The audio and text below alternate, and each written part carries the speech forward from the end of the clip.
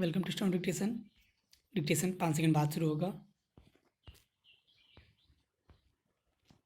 Ready start.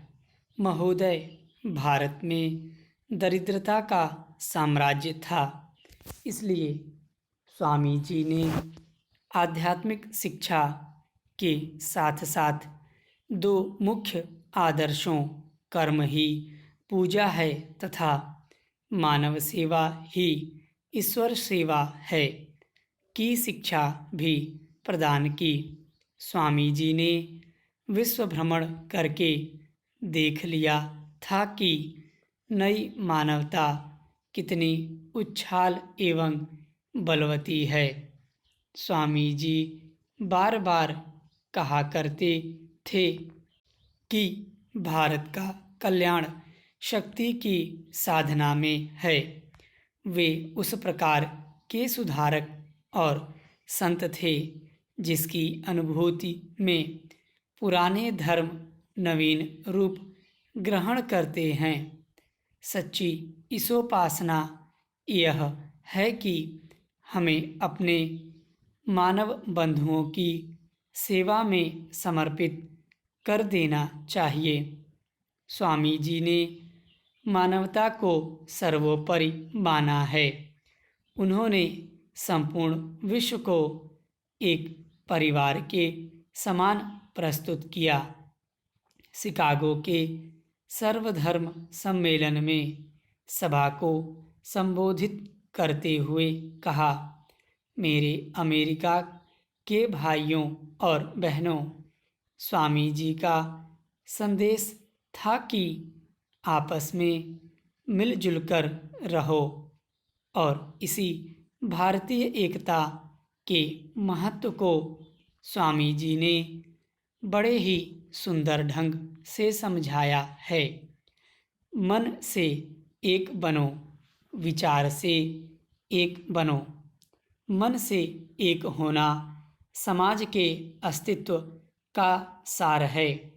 जीवन का धर्म आदान प्रदान है। धर्म व्यक्ति और समाज दोनों के लिए उपयोगी है। स्वामी जी ने सब धर्मों को एक समान नीति का प्रवर्तक माना है। कोई धर्म छोटा अथवा बड़ा नहीं। दोष किसी धर्म में नहीं अपितु धर्म के गलत विश्लेषण में है। स्वामी जी ने कहा कि हमें धर्म का आधार नहीं छोड़ना चाहिए। याद रखो, यदि तुम पाश्चात्य भौतिकवादी सभ्यता के चक्कर में पड़कर आध्यात्मिकता का आधार त्याग दोगे तो उसका परिणाम होगा कि 3 पीढ़ियों में तुम्हारा जातीय अस्तित्व मिट जाएगा, क्योंकि राष्ट्र का मेरुदंड टूट जाएगा। उनकी महान मानवीयता और सच्ची सार्वभौमिक भावना हमारे दरवाजे पर दस्तक दे रही है। मृत्यु भय कभी कभी मनुष्य को सताता है। अपना मरण तथा स्वजनों का देहावसान आदि अनागत भविष्य के सोच विचार में कोई कोई भय खाता है, दुखी हो जाता है। ऐसी दुश्चिंता क्यों? कभी कभी मनुष्य मृत्युंजय की कल्पना करता है। भगवद गीता के अनुसार अज्ञानी को ही मृत्यु का भय होता है, आत्मज्ञानी को नहीं है।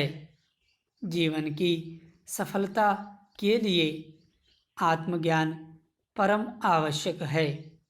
आत्मज्ञानी का मन सुदृढ़ हो जाता है, उसे मृत्यु भय नहीं होता है। वह अधिक बलवान और धैर्यशाली होता है, विजयी होता है। वह अनश्वर है, उसकी आत्मा अमर है। आत्मज्ञान श्रेष्ठ विद्या है।